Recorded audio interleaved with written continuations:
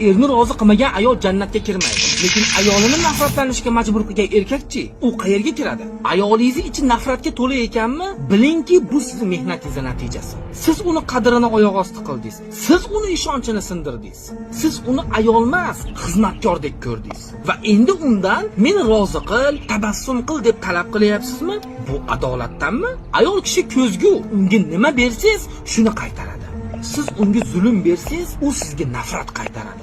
Siz unga mehr va xavfsizlik bersangiz, u sizni rozi Erni rozi qilmagan ayol jannatga kirmaydi. Lekin ayolini nafratlanishga majbur qilgan erkakchi, u qayerga kiradi? Ayolingiz ichi nafratga to'la ekanmi? Bilingki, bu sizning mehnatingiz natijasi. Siz uni qadrini oyoq osti qildingiz.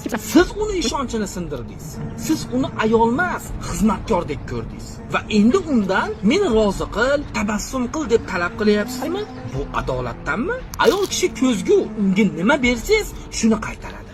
Siz unga zulm bersangiz, u sizga nafrat qaytaradi. Siz unga mehr va